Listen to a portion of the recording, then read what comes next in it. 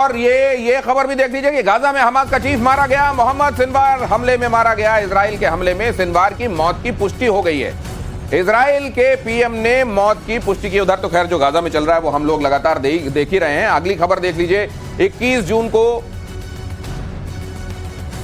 लेकिन इस खबर से पहले आज का वो लम्हा, एक्चुअली आप इस तरह के प्रतिशोध के हर एक अंक में इंतजार करते हैं और कई लोगों ने, मेरे दर्शकों ने, यह कहा कि गौरव गाथा के लिए हम बेकरार हैं। आज गौरव गाथा क्या कहती है? देखिए, मैं आपको एक बात बताता हूं कि मैं हर समय यह सोचता था कि भारत पे हमला होता है और हम लोग जवाब नहीं देते। बात यह थी कि साहब 1947 में अटैक हुआ, हमने जवाब नहीं दिया ढंग से। 65, फिर आप 1999 कारगिल ले लीजिए, आप 26/11 ले लीजिए, आप हर चीज जो हुआ था हमने जवाब नहीं दिया। इस बार हम लोगों ने जो जवाब दिया है बालाकोट से 21 गुना बड़ा, हमने सर्जिकल स्ट्राइक से बड़ा जवाब दिया। और मैं दिनेश सिर्फ ये कहना चाहता हूं कि ऐसे जवाब से दिल में ठंडक होती है, सुकून मिलता है कि हां, हम भी ऐसा देश हैं कि अगर किसी ने आंख उठा के देखी तो दोनों आंखें फोड़ भी सकते हैं हम लोग। आत्मसम्मान, इससे बड़ा कुछ नहीं। और फिर अगर इस पर बात आ जाए तो वो होता है जो पाकिस्तान के साथ इस समय हो रहा है। आज के लिए प्रतिशोध में इतना ही। हाजिर होंगे कल एक महत्वपूर्ण बात लेकर प्रतिशोध में। जुड़िएगा जरूर। बहुत धन्यवाद। जय हिंद। ये किसके पास कितने एटम बॉम्ब अभी और कितनी जल्दी वो 1000 के मार्क तक पहुंचने वाला है, चीन अमेरिका की एक इंटेलिजेंस रिपोर्ट इस बारे में दावा कर रही है। यह कहा जाता है ये जो 3 मुख्य पावर्स हैं, न्यूक्लियर पावर्स, रशिया के पास 5500, अमेरिका के पास 5044 और चीन के पास 600।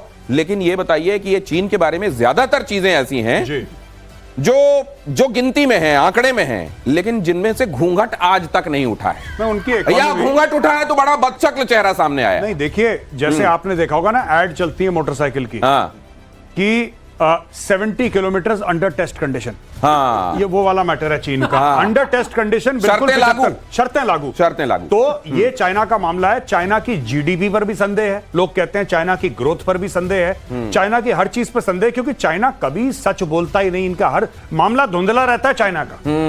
ये स्ट्रेटेजिक एम्बिग्यूटी कहते हैं। सबसे बड़ा ये एम्बिग्यूटी नहीं सर, हेज है। झूठ है सर, स्ट्रेटेजिक हेज। सर ये सिर्फ झूठ है। मुझे तो लगता है सर, ना ये एम्बिग्यूटी है ना ये हेज है, ये सिर्फ झूठ बोल देते हैं। और क्योंकि इनके यहाँ पूरी सेंसरशिप है, मीडिया काम नहीं करता, कोई बोल नहीं पाता। बताता हूँ, आप कहीं गूगल करके देख लीजिए या किसी भी प्लेटफॉर्म पे देख लीजिए, अगर चाइना की कोई रेंज आती है या उनकी कोई विस्फोटक कैपेसिटी आती है, उसमें दिखा रहेगा एज क्लेम्ड। मतलब वो कह रहे हैं। हाँ, वो हमसे मत पूछिए, उन्होंने कहा है तो हम बता दे रहे हैं। जैसे व्हाट्सएप पे लिखते हैं ना, एज रिसीव्ड। आपने आगे भेज दिया, मेरी जिम्मेदारी नहीं है भाई, मैंने बता दिया। फॉरवर्डेड एज रिसीव्ड, बस एज क्लेम्ड। तो ये 1000 वाला क्लेम जो बहुत जल्दी होने वाला है। हालांकि अमेरिका एक और बात कर सकता है, अमेरिका स्ट्रेटेजिकली भी कर सकता है। ये अमेरिकन एजेंसी की तरफ से रिपोर्ट है। तो क्या मेजर साहब ये भी संभव है कि एक तरीके से चाइना को आने वाले दिनों में वर्ल्ड के लिए उभरता हुआ थ्रेट दिखाने के लिए ऐसा किया जा रहा है? बिल्कुल, यही अमेरिकन रिपोर्ट है जो ये कहती हैं कि Pakistan is among the happiest Nations on earth. ये भी एक रिपोर्ट है। हैप्पीनेस इंडेक्स बड़ा अच्छा है वहां। हाँ, वहां पे अच्छा, वहां पे ना बिजली है ना पानी है, रोज लोग मर रहे हैं आतंकवाद से, लेकिन खुशी की लहर दौड़ रही है। अब क्यों खुशी की लहर दौड़ रही है? लेकिन नहीं मेजर साहब, एक चीज तो है, जैसे कहते हैं ना, इग्नोरेंस इज ब्लिस। क्या आपको कुछ ना पता हो तो आप बड़े खुश रहते हैं, पता हो जाए दिमाग चलने लगता, दिक्कत हो जाती। वैसे कुछ ना हो आपके पल्ले, अरे जिसका रक्षा करा, आपके पास एक लंगोटी हो, मुश्किल से एक कटोरा हो, वो भी लंगोटी कहीं कहीं से चीथड़े हो रही हो, तो उसमें फिर क्या की चिंता है? फिर तो आप मस्त रहते हैं ना। वही वाली मस्ती है। नहीं, बिल्कुल वही चीज की देख, इसीलिए पाकिस्तानियों को बेवकूफ बनाना इतना आसान है। खूब पिटे, खूब पूरा मुंह सूज गया, लेकिन जीत गए, ओए होए बल्ले बल्ले, जीत गए, सब लोग जीत गए, सब खुशियां मनाना। इसलिए हैप्पीनेस इंडेक्स उनका इतना बढ़ा हुआ है। वो उनको खुश करने में ज्यादा वक्त नहीं लगता, एक ट्वीट से खुश हो जाती पूरी कौम। पाकिस्तानी आर्मी का वोट नहीं, मुझको किसी ने बोला कि पाकिस्तानी आर्मी थल्ले फिर भी जीत की बल्ले बल्ले। ये देखिए जरा, पाकिस्तान बॉर्डर से लगे राज्यों से इस वक्त की बड़ी खबर। देश के 4 राज्यों में लोगों को अलर्ट रहने के लिए मॉक ड्रिल होगी। गुजरात, पंजाब, राजस्थान और जम्मू कश्मीर में कल मॉक ड्रिल, मतलब ऑपरेशन सिंदूर जारी है। अब पता नहीं, ये कहना बड़ा मुश्किल है, लेकिन पिछली बार जब मॉक ड्रिल हुई थी तो खेल हो गया था। हाँ, उधर मॉक ड्रिल कि इधर देख रहे हैं, उधर तब तक थप्पड़ आ गया। हाँ, अब इधर फिर मॉक ड्रिल हो रही है। अब वो कह रहे थे कि अगर सायरन बजेगा, अच्छा पिछली बार भी तो ये बताया था, देखो सायरन बजेगा, आप सब लोगों को बिल्कुल डिसिप्लिन से एक जगह से पता लगा सायरन पाकिस्तान में बज गया। हाँ। किसी को पता ही नहीं लगा, वहां पे बज गया। ये भाई दिनेश इसके बारे में कहना अरे बड़ा मेरे मुश्किल है। प्रोड्यूसर साहब शायद सुन नहीं पाए, हमने कहा यहां से कि उस दिन भी मॉक ड्रिल हुई थी और इधर खेल हो गया था, अभी फिर मॉक ड्रिल हो रही है। ये कह रहे हैं ना, इसीलिए हम भी कुछ नहीं कह रहे हैं, हमें भी नहीं पता क्या होने वाला है। हाँ। कि मॉक ड्रिल का मतलब बड़ा मॉक ड्रिल है। मॉक ड्रिल है। हाँ। आप किसी को आइसक्रीम शॉक ड्रिल ना हो जाए। शॉक मॉक ड्रिल हो जाए। पाकिस्तान के लिए ये शॉक ड्रिल हो सकती है, क्योंकि हिंदुस्तान में उस दिन भी मॉक ड्रिल की बात हुई थी, जिस दिन पाकिस्तान को पता नहीं था और ये हो गया था उसके साथ। ये वैसे ही है जैसे किसी को आप इधर ध्यान बटाएं और उधर से थप्पड़ मार दें। लेकिन अब पाकिस्तान में पिछले कुछ दिनों से लगातार कुछ चीजों में पैटर्न तलाशने की कोशिश हो रही है कि ऐसा हुआ था तो फिर वैसा हुआ, और ऐसा होता है तो वैसा हो जाता है। आज मॉक ड्रिल हो रही है। करेक्ट। तो ये शॉक ड्रिल, गौरव ने बहुत अच्छा वर्ड यूज किया है। हाँ। कि अब वहां शॉक लगा होगा कि भाई अच्छा सर, एक बात बताइए, किसके मरकज जाने वाले हैं? हिंदुस्तान ने ये कह दिया कोई भी act of terror, act of war होगा, कहीं भी आतंकवादी होंगे और उनके सरपरस्त होंगे, हम फर्क नहीं करेंगे, मारेंगे। और ये भी तय है कि इतने 9 जगहों पे हमने ढेर किया, ये बहुतायत में थे वहां पर, ये जैसे मोहम्मद लश्कर, लेकिन अभी पूरे नहीं हुए, तो वहां डर तो हमेशा होगा। 21 है हमारी लिस्ट में जो हमने पब्लिकली पब्लिश की है, तो उसमें 9 ही गए हैं ना। हाँ, अभी तो 12 बाकी हैं। हाँ, अभी 12। Mock drill and shock drill किससे कनेक्टेड है वो आप जानिए। ये 21 में से 9 गए, 12 अभी 12। पंजाब के पठानकोट में रॉकेट लॉन्चर मिलने से हड़कंप। पठानकोट के सनौर में सड़क किनारे दिखा था मोटार बॉम्ब, सेना ने कब्जे में लेकर सुरक्षित जगह ले जाकर इसको डिफ्यूज किया, ब्लास्ट किया। कंट्रोल्ड ब्लास्ट कहलाता है, और इस तरीके से सुरक्षित तरीके से इसको ब्लास्ट करके डिफ्यूज किया। सर कई बॉम्ब पड़े होंगे मेजर साहब कई जगहों पर, क्योंकि बहुत सारे चलाए गए थे। ये फौज में करते हैं कि वहां पे जाके कोने में ले जाते हैं, या तो कोई गड्ढा करके या फिर सैंडबैग लगा के वहां पे थोड़ा सा पी के बोलते हैं हम लोग, प्लास्टिक एक्सप्लोजिव, वो लगा के उसको ब्लास्ट कर देते हैं। नहीं, कई लोग ये समझना चाहते हैं कि जो गोले चलाए जाते हैं, रॉकेट्स चलाए जाते हैं, ये कई जगहों पर जाकर फटते क्यों नहीं, ऐसे क्यों पड़े रहते हैं? ये कभी कभी मिसफायर हो जाता है। अच्छा, एक मैं बता सकता हूँ गौरव से परमिशन लेकर के, सेकेंड वर्ल्ड वॉर के जो हमने बॉम्ब्स गिराए थे, जो कुछ गिराए थे, मैं कलाईकुंडा में था। हाँ। वहां के जो हमारे फॉरेस्टेड एरियाज था विद इन दी एयरफील्ड, हाँ। उसमें हमें मिल जाते थे। सेकंड वर्ल्ड वॉर के समय के? सेकंड वर्ल्ड वॉर के। अच्छा। और मैं आपको और वो भी फट सकते हैं? वो 2000 में। हाँ। और कुछ गांव वाले उसको लुढ़का के ले गए। अच्छा। वो आयरन बॉम्ब्स थे। हाँ। लुढ़का के ले आके उनको शिवजी वगैरह बना के उसकी पूजा करते थे। Oh my God. फिर हम लोग की टीम जाती थी, मेरे पास बॉम्ब डिफ्यूजन टीम थी। हाँ। उस टीम को हम भेजते थे, वो जाके बोलते थे कि सर इसको जरा पूजा देने के, ये अच्छा। बॉम्ब है। हाँ। तो अब उनको समझाना पड़ता था हाँ। कि हमारे पास पिछले पता नहीं कितने सालों से है। हाँ। तो बताए ये वो नहीं है, ये बॉम्ब है। हाँ, तो जब खबर मिलती थी हम लोग जाते थे। लेकिन ये खूबसूरती देखिए कि उस आस्था की तरह उन्होंने पूजा और उन्होंने भी रक्षा किया, कुछ होने नहीं दिया। ये जरा देखिए, भारत और मंगोलिया की सेना करेगी संयुक्त युद्धाभ्यास 31 मई से 13 जून के बीच, दोनों देशों की मिलिट्री एक्सरसाइज।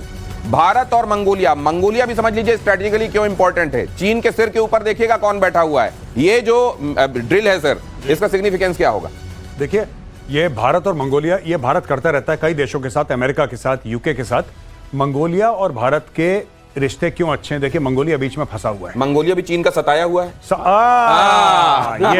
ये और किसी बड़े लेवल के मंगोलियन ने मुझे बताया था, मैं नाम नहीं लूंगा वरना फिर बोलेंगे कि इसने दोबारा डिप्लोमेटिक इंसिडेंट कर दिया जैसे पहले करा था। भाई ऐसी बात है कि उन्होंने मुझे यही बताया था कि हमारे ऊपर रशिया और नीचे चीन है। रशिया का तो फिर भी पता लग जाता है, Russia is in your face. अगर रशिया को एग्रेशन करना है मुंह पे करता है। कह रहे चाइना का कुछ पता नहीं लगता, बहुत धोखेबाज लोग हैं। So yes, this is very important and हमारे कॉमन एडवर्सरीज हैं। The Mongolians don't like the Chinese by the way. और एक जमाने में मंगोलियंस ने चाइना पे राज भी किया। राइट, वहां के घुड़सवार बहुत अच्छे होते हैं, बड़े कमाल के होते हैं वहां के घुड़सवारों को। कुश्ती वाले और घुड़सवार। हाँ, बलोच नेता इधर देखिए, प्रधानमंत्री नरेंद्र मोदी को खत लिख रहे हैं। बलोचिस्तान के मानवाधिकार कार्यकर्ता मीर यार बलोच ने प्रधानमंत्री नरेंद्र मोदी को खुला खत लिखा। पाकिस्तान आतंकवाद की फसल लगाता है, आईएसआई हर महीने एक नया आतंकी संगठन बनाता है, बलूचिस्तान की आजादी का समर्थन करे भारत। ये बलोच नेता की तरफ से प्रधानमंत्री के नाम एक इल्तिजा की गई है। और प्रधानमंत्री ने भी लाल किले की प्राचीर से, आपको याद होगा 2016 में उन्होंने बलूचिस्तान का जिक्र किया था। तो ऐसा नहीं है कि भारत इस बात को समझ नहीं रहा है। जी नहीं, बिल्कुल समझ रहा है। और मुझे ऐसा लगता है कि अब भारत को बलूचिस्तान के लिए फ्रंट फुट पे आना पड़ेगा। ये एम्बिग्युइटी बहुत ज्यादा हो गई है। भारत खुल के आए सामने, क्यों दुनिया करती है। आप एक बात बताइए, क्या तुर्की सपोर्ट नहीं करता है? राइट। क्या ईरान सपोर्ट नहीं करता है? तो भारत तो तुर्की और ईरान से बहुत बड़ा कद है भारत का।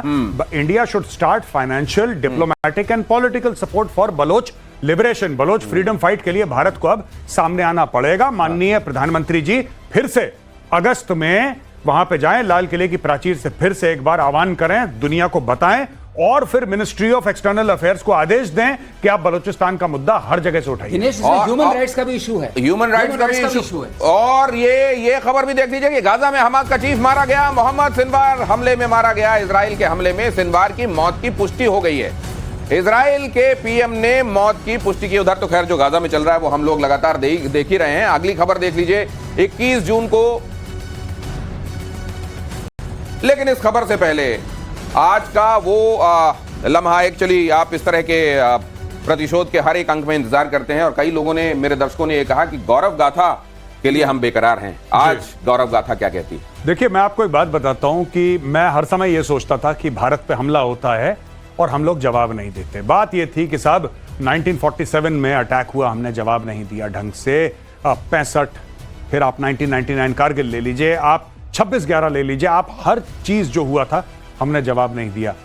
इस बार हम लोगों ने जो जवाब दिया है बालाकोट से 21 गुना बड़ा, हमने सर्जिकल स्ट्राइक से बड़ा जवाब दिया। और मैं दिनेश सिर्फ ये कहना चाहता हूं कि ऐसे जवाब से दिल में ठंडक होती है, सुकून मिलता है कि हां, हम भी ऐसा देश हैं कि अगर किसी ने आंख उठा के देखी तो दोनों आंखें फोड़ भी सकते हैं हम लोग। आत्मसम्मान, इससे बड़ा कुछ नहीं। और फिर अगर इस पर बात आ जाए तो वो होता है जो पाकिस्तान के साथ इस समय हो रहा है। आज के लिए प्रतिशोध में इतना ही।